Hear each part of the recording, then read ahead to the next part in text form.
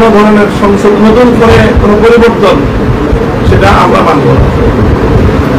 এই বিষয়গুলো এখন আমাদের প্রধান আমাদের গুরুত্বপূর্ণ বিষয়। অগ্রাধিকার ভিত্তিতে আমরা এই তিনটি বিষয়কে জাতির সামনে উপস্থাপন করছি এবং এই বিষয়গুলো বাস্তবায়নের ক্ষেত্রে আমরা ধাপে ধাপে আমাদের পদক্ষেপ আমরা প্রত্যেক দল নিজ নিজ দলীয়ভাবে এবং যুগপথভাবে আমরা এই দাবিগুলো আদায়ের জন্য আমরা কর্মসূচি ঘোষণা করব, কর্মসূচি বাস্তবায়ন করব। প্রাথমিক কর্মসূচি হিসেবে আগামী 6 নভেম্বর বৃহস্পতিবার দিন সকাল 11টায় আমরা প্রধান উপদেষ্টা বরাবর স্মারক প্রদানের লক্ষ্যে গণমিছিল করব। বৃহস্পতিবার প্রধান উপদেষ্টা বরাবর গণমিছিল নিয়ে আমরা স্মারক প্রদান করব, স্মারকলিপি প্রদান করব এবং আমরা আশা করি যে একটি আলোচনার ভিত্তিতে সকল রাজনৈতিক দল এই যে বিতর্কের যে বিষয়গুলো মতপার্থক্যের জায়গাগুলো আমরা সকল রাজনৈতিক দল আলোচনার ভিত্তিতে সমাধান করব এবং জুলাই সনদের আইনি ভিত্তি কার্যকর হয়ে সেই ভিত্তিতে আগামী ত্রয়োদশ জাতীয় সংসদ নির্বাচন যথাসময়ে অনুষ্ঠিত হবে, এটাই আমাদের প্রত্যাশা।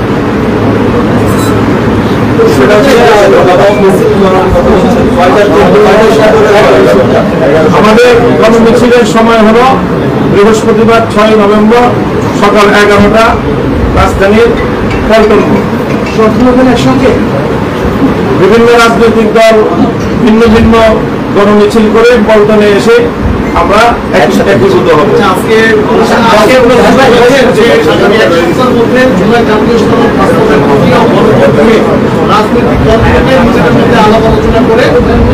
সিদ্ধান্ত সরকারকে জানার আহ্বান, এই ব্যাপারে আপনাদের কোনো বক্তব্য আছে?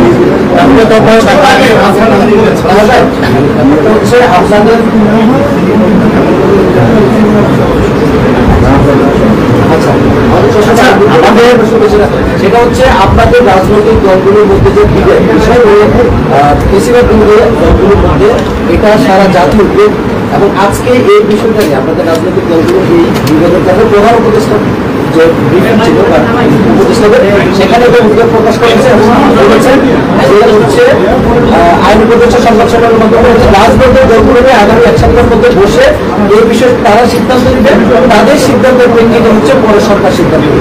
এই বিষয় হবে কিনা গণভোট হবে কি হবে না বা পাবে না, এটা আমরা আপনাদের জ্ঞাতার্থে বলছি যে আমরা আন্তরিক রাজনৈতিক দলগুলো আলোচনার মাধ্যমে তারা একটা একমতের জায়গায় পৌঁছবে, আমরা সেই স্পেস রাখতে চাই এবং সেই স্পেস নিয়ে আমরা আন্তরিকতার সাথে অগ্রসর হয়ে যাচ্ছি। আমাদের পরবর্তী আগামী 11 নভেম্বর মঙ্গলবার দিন সমাবেশের কর্মসূচি আছে। যদি এর মধ্যে আমাদের এই দাবিগুলোর বিষয়ে যদি সন্তোষজনক কোনো অবস্থান গ্রহণ করা না হয়, অগ্রগতি না হয়, তাহলে সেই ক্ষেত্রে আমরা 11 নভেম্বর রাজধানীতে সমাবেশ করবো ইনশাআল্লাহ। আচ্ছা, আপনি তিনটি বিষয় বলেছেন, এক হলো জুলাই সনদের আদেশ জারি, দুই হলো পৃথকভাবে গণভোট, আর তৃতীয় হলো আরপিও যা সংশোধন হয়েছে এটি একেবারে বহাল রাখতে হবে। আপনাদের দাবি তো 5টা, আপনারা কি বাকি 2টা দাবি থেকে নমনীয় অবস্থানে আসছেন? না, আমরা আমাদের সকল দাবিগুলি বহাল আছে। আমাদের এই দাবিগুলো আমাদের ওই 5 দফার মধ্যে অন্তর্ভুক্ত। সেখানে লেভেল প্লেইং ফিল্ড তৈরি করার জন্য আমরা মনে করি আরপিও সংশোধন,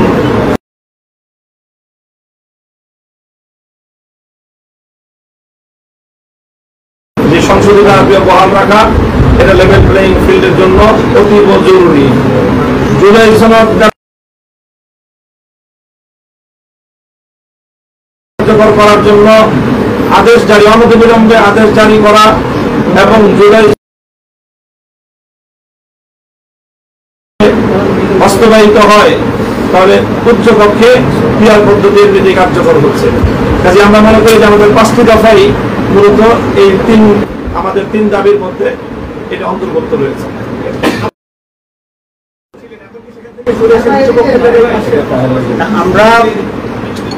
আমরা দেখেছেন যে আমরা যে পিয়ার দাবি করেছি, পিয়ারের 2টা অংশ, একটা হচ্ছে উচ্চকক্ষের পিয়ার আর হচ্ছে নিম্নকক্ষের পিয়ার। উচ্চকক্ষে পিয়ারের ক্ষেত্রে আমাদের যে 8 দল আছে তার ভিতরে একটি অংশ উচ্চকক্ষে পিয়ার চান।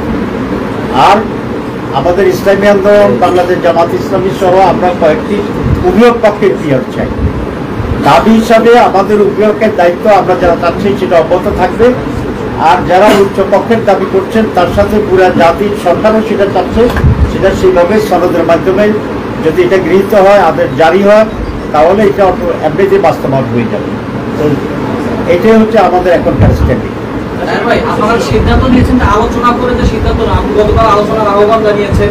এখন ব্যাপারটা হলো যে সিদ্ধান্ত যেহেতু সরকারও আপনাদের দিকেই তাকিয়ে আছে, সেই প্রক্রিয়াটা কি হবে এবং আপনারা কি ভাবছেন, সেটা কিরকম ভাবে আপনারা কি বিএনপির সঙ্গে আলোচনা করবেন?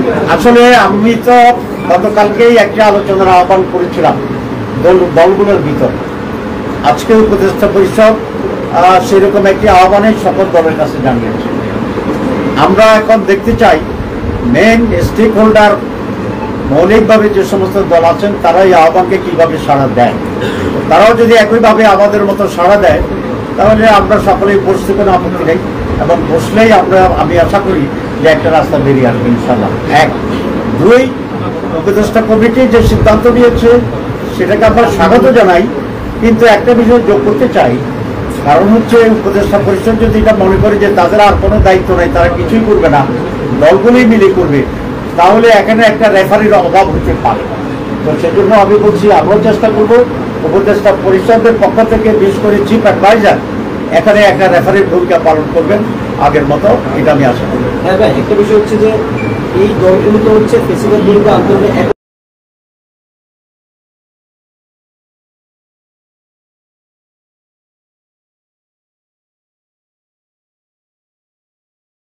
একমত হয়েছে একটি দল, এবং তারা বলেন যে তারাও আলোচনায় এসে একসাথে টেবিলে এটা সলিউশনের একটা উদ্যোগ নেবে। আমি মনে করি জটিলতাটা কমে যাবে এবং সেটাকে আমরা ওয়েলকাম। জনগণ প্রশ্নে আপনাদের ডিসকাশন আছে, নির্বাচনের আগেই হতে হবে, এছাড়া আপনারা এখান থেকে সরবেন কিনা, বিএনপি সরবে না তাদের থেকে? আমরা কোথায় শুনবো? কারণ হচ্ছে জুলাই সনদ যদি বাস্তবায়ন না হয় তাহলে গণভোট পরে হলেও তো কোনো লাভ নাই, আগে হলেও কোনো লাভ নাই। সনদটাই হচ্ছে আমাদের মূল। তো সনদের জন্য গণভোট অপরিহার্য, এবং এটা আলাদা হইলেই জনমতকে এখানে যাচাই করা যাবে। যদি একসাথে করার যে ষড়যন্ত্রটা বা একটা কৌশল, সেটা হলে আপনারা দেখবেন যে ওই দিন আনা ভোটের ব্যাপারে কোনো কারো মনোযোগ থাকবে না। কারোর মনোযোগ থাকবে দানের শীষ, কারো মনোযোগ থাকবে হাত পাকা, কারো মনোযোগ থাকবে তার নিজস্ব দল। কারণ সেদিন একটা ভোটও তার জন্য গুরুত্বপূর্ণ। তো দেখা যাবে আমরা মার্কা নিয়ে আসি, আমাদের দল নিয়ে আসি, গণভোট সেখানে কোনো গুরুত্ব পাবে না। তখন তারা বলবে যে মানুষ তো এটা চায় নাই, সুতরাং গণভোটটা ঢুকে পারবে না। এরকম একটা কৌশল আমরা আশঙ্কা করি। আমরা দেখেছি যে গণভোট বিষয়ে না ভোটের একটা ক্যাম্পেইন শুরু হয়ে গেছে। আসলে জুলাই পরবর্তী বাংলাদেশে আমরা কোনোভাবেই এই ধরনের অনাকাঙ্ক্ষিত পরিস্থিতি দেখতে চাই না। আচ্ছা, একটা সম্পূর্ণ প্রশ্ন, আপনি বলছেন পৃথকভাবে গণভোট চান, আপনারা কি নভেম্বর থেকে ফিরে এসেছেন? না, আমরা কখনো নভেম্বরের কথা বলি নাই। আমরা স্বাভাবিকভাবে বলি যে নভেম্বরের মধ্যেই হওয়াটা যুক্তিসম্মত এবং এটা সুইটেবল সময়। যদি প্রয়োজনের ক্ষেত্রে আয়োজনের সুবিধার্থে নির্বাচন কমিশন, অন্তর্বর্তীকালীন সরকার এদিক সেদিক করে, আমাদের এখানে ফোকাস নভেম্বর না, আমাদের এখানে ফোকাস হলো জাতীয় নির্বাচনের আগে পৃথকভাবে গণভোট করতে হবে।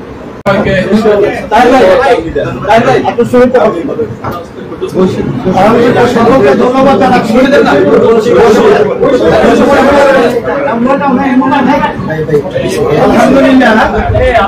সাংবাদিক বন্ধুগণ, আপনারা তো সবাই জানেন যে জুলাই এবং 5ই আগস্ট 2024 যে গণ অভ্যুত্থান, এত হাজার মায়ের পর খালি হলো, সন্তান হারা হলো, অনেকে বন্ধু হলো, চোখে হারালো।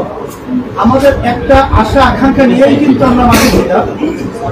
সেখানে আমাদের মৌলিক বর্তমানে যে অন্তর্বর্তীকালী সরকার রয়েছে তাদেরও মূল দায়িত্ব কর্তব্য প্রধান উপদেষ্টা বলেছেন যে এখানে মৌলিক সংস্কার হবে, এরপরে দৃশ্যমান বিচার হবে, তারপরে জাতীয় নির্বাচন হবে। এইটা করতে গিয়ে ঐক্যমত্য কমিশন তৈরি হয়, সেখানে সব দল ওখানে আলোচনা মাসব্যাপী করে, সেই মাসব্যাপী করার পরে একটা জুলাই সনদ তৈরি হয়েছে। এখন আমরা যে নির্বাচনটা করতে যাচ্ছি ফেব্রুয়ারিতে, এটাও কিন্তু আইনি বৈধতা পাবে, কিন্তু জুলাই সনদের উপরে আইনি ভিত্তির উপরেই ভিত্তি করবে। সেখানে জুলাই সনদটা যদি আইনি ভিত্তি না পায়, সেখানে নির্বাচনও কিন্তু বৈধতা থাকবে না, এবং অন্যান্য সরকার কিন্তু বৈধতা থাকবে না। আর আমাদের সরকারের বর্তমান যদি সংবিধান এটা বহল থাকে, তাহলে নিয়ম অনুযায়ী 29 সাল পর্যন্ত তো আওয়ামী লীগ এখন পর্যন্ত ক্ষমতায়। এখানে আমাদের মূল গুরুত্বপূর্ণ বিষয় হলো জুলাই সনদে আইনি ভিত্তি পাওয়া। তাই সেখানে যদি ঐক্যমত্য কমিশন সেখানে জুলাই সনদের আইনি ভিত্তির ব্যাপারে আমরা ঐক্যমত পোষণ করেছি, বিএনপি সহ সবাই, যে গণভোটের মাধ্যমে এটা আইনি ভিত্তি দেওয়া, সেখানে সময়কাল নিয়ে সেখানে দ্বিমত তৈরি হয়েছে। আমরা চাইতেছি এটার গুরুত্ব আলাদা হওয়া উচিত। এই জন্য আগে যদি গণভোট হয়, আইনি ভিত্তি হয়, তারপর জাতীয় নির্বাচন তার ভিত্তিতে হয়, তাহলে সেখানে কোনো প্রশ্ন থাকে না। সেখানে বিএনপি যে বলছে একই দিনে গণভোট এবং সেখানে জাতীয় নির্বাচন, তাহের ভাই বলেছেন, মামুন ভাই বলেছেন যে আসলে সেখানে ওইটার গুরুত্ব থাকে না।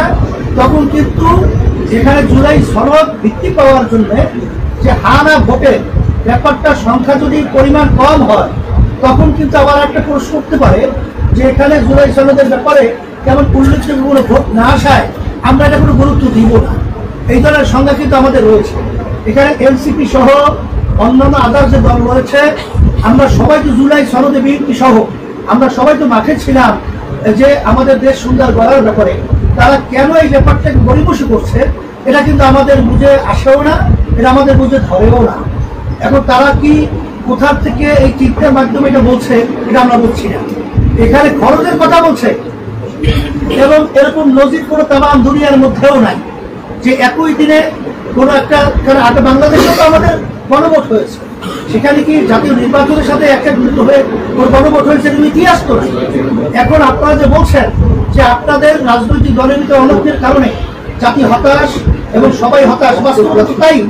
আসলে আমরা একটু চাইছিলাম না, আমরা যারা নাকি জুলাই এবং আগস্টের গণ অভ্যুত্থানে যারা আমরা মাঠে ছিলাম, আমরা সবাই একত্রিত হয়ে আজকে ধন্যবাদ জানাই আমরা যে আজকের যে অন্তর্বর্তীকালীন সরকারের প্রধান যে বক্তব্য রেখেছেন, তিনি যে বলেছেন যে আপনার রাজনৈতিক দলরা বসে এক সপ্তাহের মধ্যে আপনারা সিদ্ধান্ত নেবেন। আমি বিএনপি সহ সমস্ত রাজনৈতিক দলকে, বিশেষ করে জুলাই অভ্যুত্থানে যারা আমরা মাঠে ছিলাম, আমরা সবাই একত্রিত হয়ে বসবো। এটা আমি সকলকে আহ্বান জানাচ্ছি। আমরা একত্রিত বসে এই সমস্যাটি সমাধান করার জন্য আমি এটা সকলকে আমি উদাত্ত আহ্বান জানাচ্ছি, দেশের সুন্দর এবং জনগণের কল্যাণের জন্য। এটা আপনাদের সাংবাদিক ভাই বন্ধুদেরকে বলবো, আপনাদের সহযোগিতা আমরা কামনা করছি। কিন্তু আমরা এই রক্ত এবং এই মায়ের কোল হারা সন্তানগুলো এবং রক্ত হারানো, পঙ্গু হওয়া, এইটা আমরা বৃথা হতে দেব না। এবং জুলাই সনদকে আমাদের আইনি ভিত্তি, এটা আমাদের নিশ্চিত হতে হবে। তারপরে আমাদের নির্বাচন বলে যাই বলে, এটা আমাদের জন্য কোনো ফ্যাক্ট না। আলহামদুলিল্লাহ, আপনাদের সকলকে ধন্যবাদ।